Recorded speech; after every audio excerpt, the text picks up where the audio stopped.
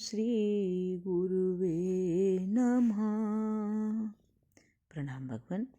परम पूज्य परम विरक्त ब्रह्मनिष्ठ महात्मा स्वामी हंसानंद जी महाराज का दिव्य ग्रंथ उपनिषदों के रत्न।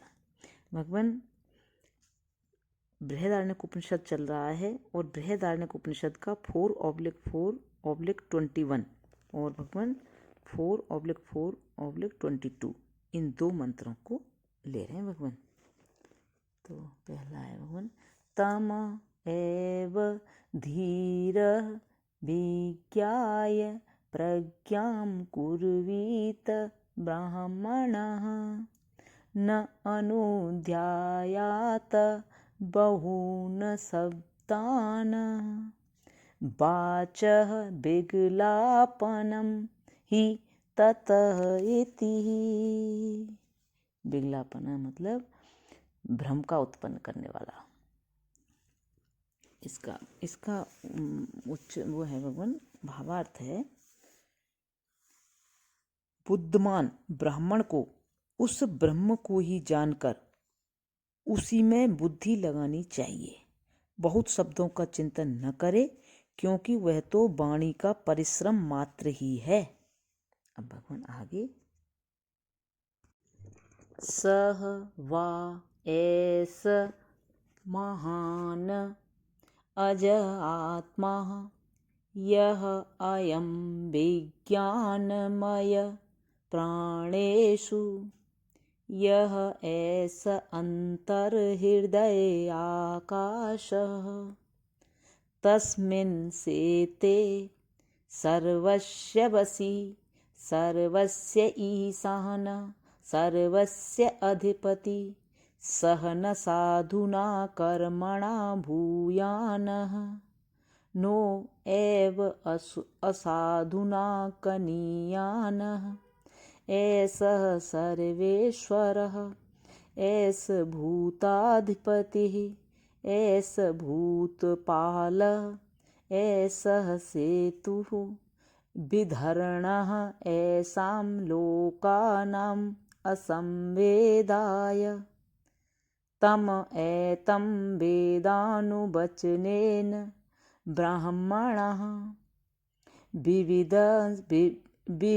विविदसन्ति यज्ञेन दानेन तपसा अनासकेन एतम् एव विदित्वा मुनि भवति एतम् एव प्रव्राजेन लोकम् इच्छन्तः प्रव्रजन्ति एतत् ह स्म वै ततः पूर्वे विद्वांसः प्रजां न कामयन्ते किं प्रजया करिष्यामः येषां न अयम् आत्मा अयं लोकः इति ते ह स्म पुत्रेष्णा च वित्तेषणाया च लोकेषणाया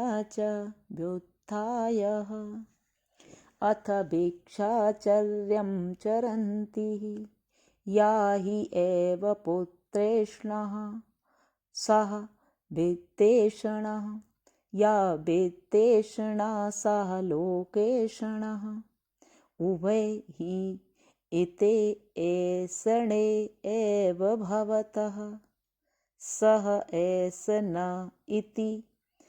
इति आत्मा अग्राह्यः न हि ग्रहते अशीर्यः न हि शीर्यते असङ्गः न हि सज्जते असतः न व्यथते न रिष्यति एतम् ऊह एव इते न त्वरतः इति अतः पापम् अकरवम् इति अतः कल्याणम् अकरवम् इति उभे ऊह एव एषः इते तरतिः न एनं कृताकृते तपतः।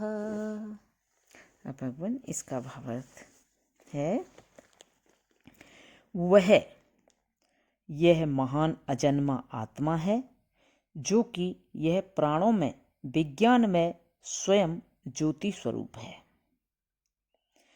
जो यह हृदय में आकाश है उसमें यह पुरुष रहता है। वह सबको अपने बस में करने वाला शासक और सबका अधिपति है, अधिष्ठान। वह न तो शुभ कर्मों से बढ़ता है और न ही अशुभ कर्मों से घटता है। वह सर्वेश्वर है। यह सर्वेश्वर है। यह समस्त भूतों का अधिपति और पालक है। इन भूरादि लोकों की मर्यादा नष्ट न हो, इसलिए वह इन्हें धारण करने वाले सेतु के समान सेतु है। उस आत्मा को ब्रह्म जिज्ञासु और ब्राह्मण लोग वेदों के स्वाध्याय से, यज्ञ से, दान से तथा निष्काम कर्म से, तप से जानना चाहते हैं। इसी को जानकर मुनि हो जाते हैं। इस आत्मलोक को चाहते हुए त्यागी पुरुष सभी का परित्याग करके सन्यासी हो जाते हैं। इस सन्यास में कारण यह है कि पहले विद्वान संतान आदि की इच्छा नहीं करते थे। उनका निश्चय था कि हमें प्रजा से क्या लेना है, क्योंकि हम मोक्ष विलासियों को यह आत्मलोक प्राप्त कराना ही अभिष्ट है। अतएव मुमुक्षु पुत्रेष्णा, वित्तेष्णा तथा लोकेष्णा से ऊपर उठकर भिक्षाचर्या किया करते थे। जो भी पुत्रेष्णा है वह फलतः वित्तेष्णा ही है, और जो वित्तेष्णा है वही लोकेष्णा है। ये दोनों साध्य साधन ऐष्णा ही हैं। नेति नीति इत्यादि वाक्यों से बतलाया गया वह यह आत्मा अग्राह्य है, इसलिए वह ग्रहण नहीं किया जाता। वह असीर्य है, अतः उसका नाश नहीं होता। वह असंग है, अतएव कहीं संसक्त नहीं होता। वह कहीं बंधा हुआ नहीं है, इसलिए वह दुखी नहीं होता एवं उसका नाश भी नहीं होता।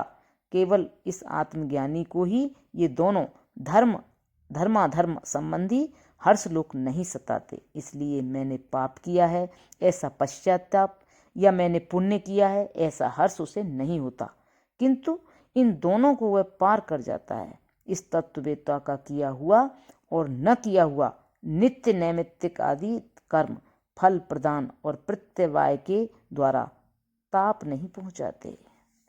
प्रणाम भगवान। अब यहाँ से आगे कल लेंगे। ओम शांति शांति शांति।